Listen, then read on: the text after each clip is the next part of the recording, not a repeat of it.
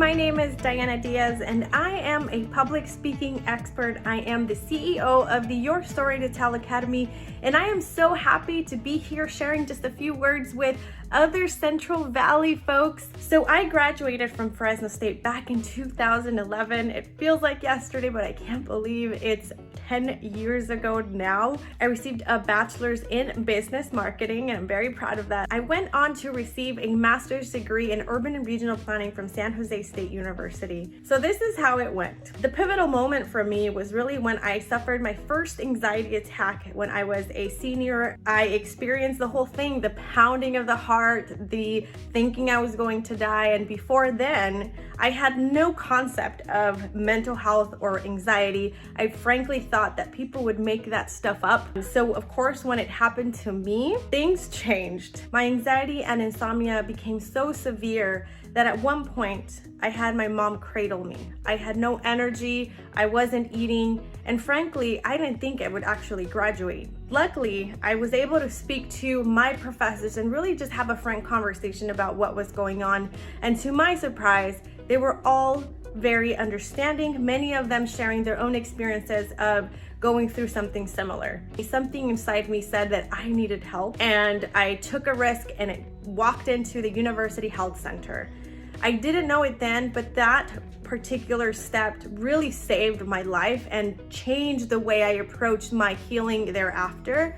The health center at Fresno State was critical in offering me the resources, the support that I needed to get into a better place mentally. I didn't know what was going on with me, right? A lot of the times, especially in families of color, we don't know, we don't talk about mental health in general. And so I went to therapy. As weird and as awkward it felt in the beginning, I ended up going on medication. I know medication's not for everyone, but it was for me. And I am very, very grateful that I did, because with therapy and the right medication and the right support, I was able to get to a place where I was at peace.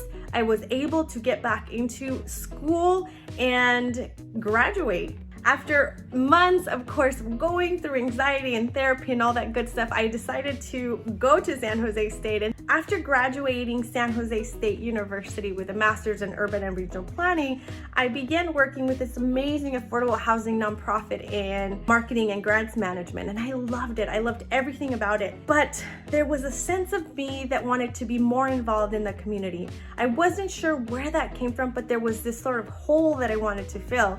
So I started volunteering for many organizations, primarily around the topics of resume building and communication.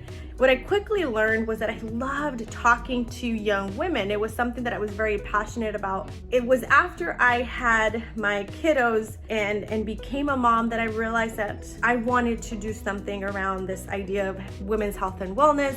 That led me to starting a nonprofit. And yes, I did start it as a stay-at-home mom with no resources, just an idea and a lot of passion.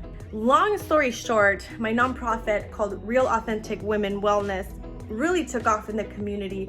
And it was through these events that I was able to engage with women from different walks of life, a lot of them coming to these what we called raw talks to learn about other people's story in an impactful way. I would also use this opportunity to play around with storytelling and address the audience in creative and new ways. Other people were looking to me to really get inspired and wanted to learn how they could do the same. So one day I'm like, I think I can teach you.